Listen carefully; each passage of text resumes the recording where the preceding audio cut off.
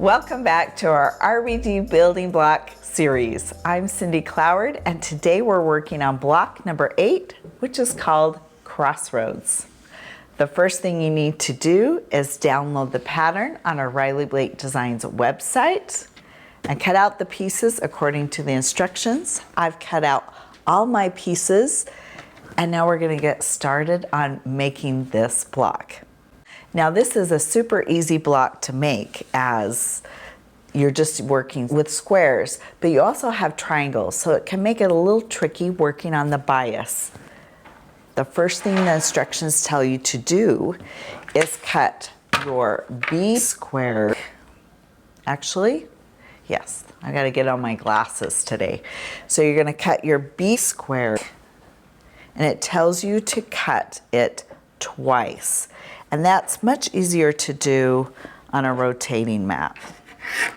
So you're going to cut it on that diagonal.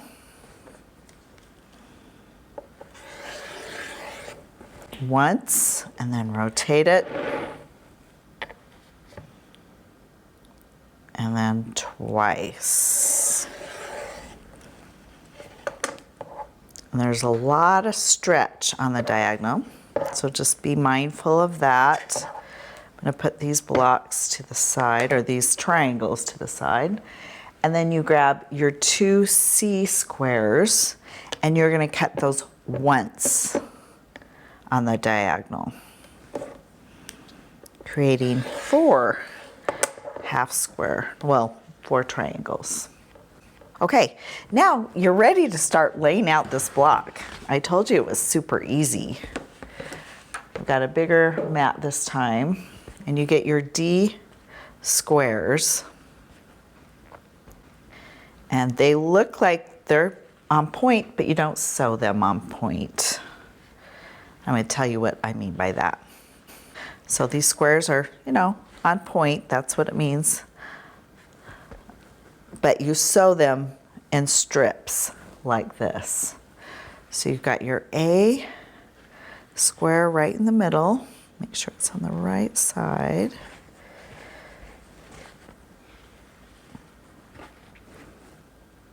And then you've got your B triangles here on each of these sides.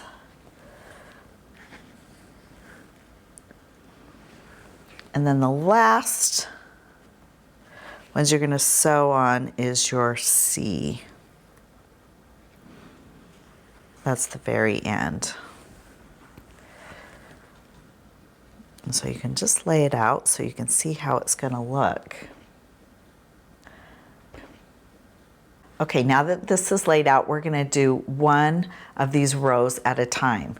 And you have to be really mindful of the stretch in your triangles, because again, there's a lot of stretch on the bias, and that can easily be stretched out when you're sewing your block. So I'm just going to sew one section at a time.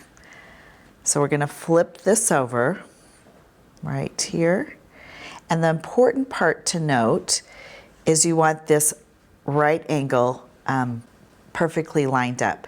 And you're going to have these little tails, or the corners of your triangles, they're going to be hanging off.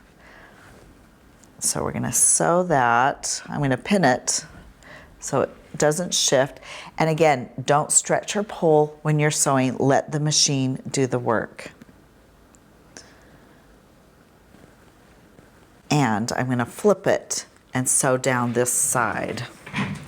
That's why I'm only going to do one section at a time, because we're going to lay it back out when we sew each piece.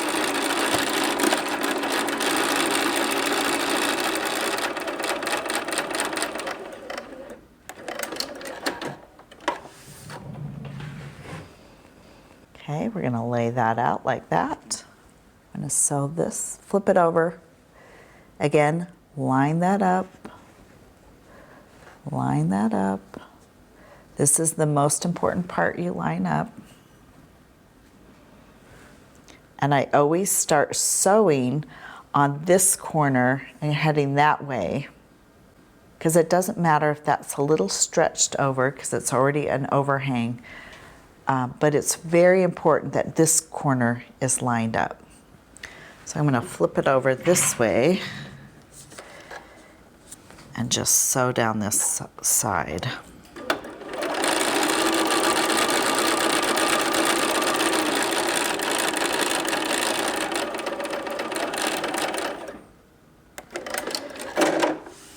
Again, the machine is doing all the work, and then that's ready to go.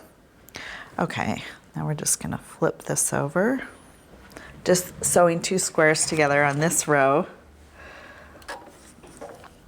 Again, I'm choosing not to chain piece. And that's because this is a basic building block series. And I want it to be easy for you if you're new to quilting. And it could be a little confusing if we tried to chain piece these all together. So just sewing 2 squares together, nice and simple.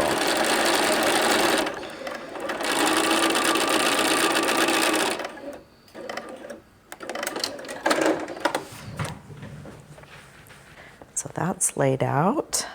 Now we're gonna fold that one over.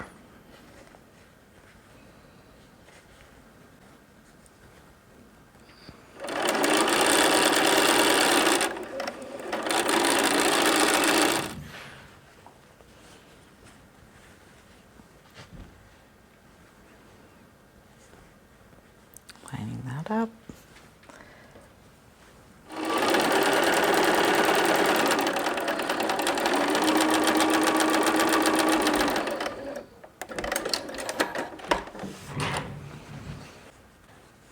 Okay, so these are ready to be assembled together, these rows.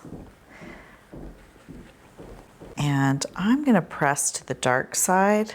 So I'm going to take it over to my pressing station and press to the dark side and come back and nest my seams. So we're going to press these to the dark side.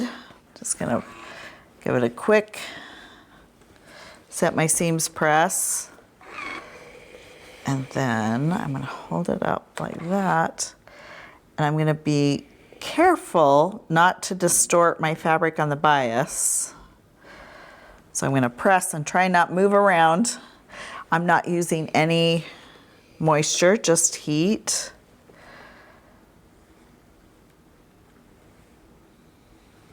Let's check that. Yeah. Sometimes it's good to finger press. Okay, that one's ready to go. I'm going to lay that down and have it cool underneath a clapper. Okay, let's lay this out. I've seen this done a couple different ways. Some people like to put these corner pieces on first. I do not. I do my center section and I put those on last. So let me pin my seams and nest them since they're going to the dark side. They're going opposite directions already. So I'm just going to nest them in just like that.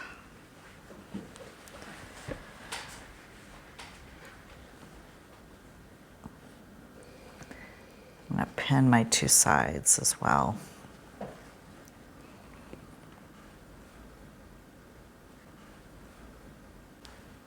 I'm going to just pin my other side too while I'm here. Save time. Again, just letting the machine do the work for us.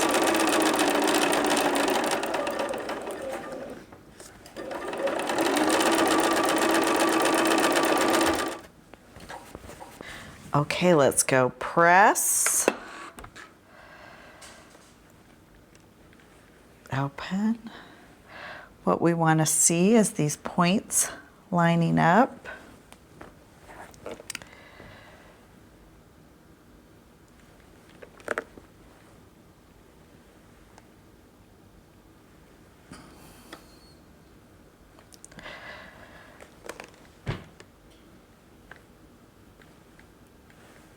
Okay, now that we've got our center section done, let's sew all of our outside corners.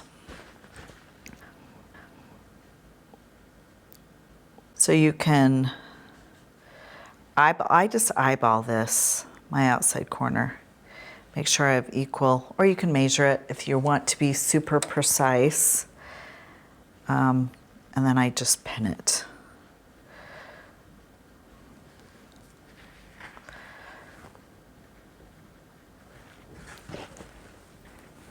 All four corners. Again, line it up. And you could even, I've even seen this way, where you kind of finger press that, finger press that, if you want to be super precise.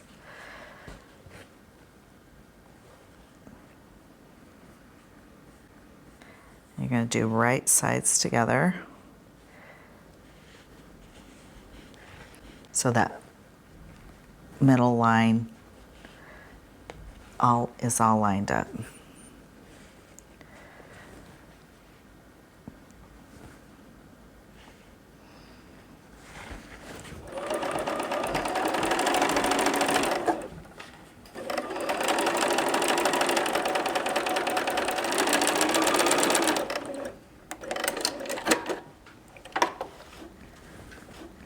All right, let's go press these open.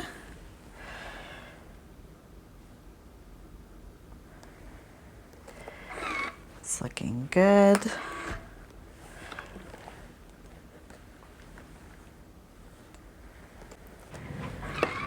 Okay, we are almost finished. We just need to move this stuff out of the way, and then I'm going to trim up this block, or square it up. So get it out. I'm gonna lay that out. And you can see that we just have, I'm gonna line my points up.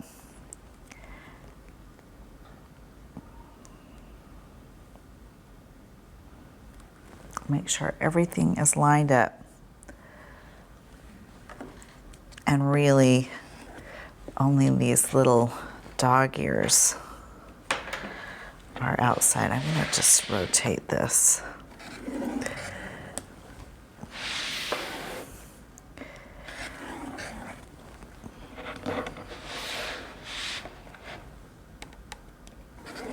These smaller mats, you can do that. Okay, let's take a look.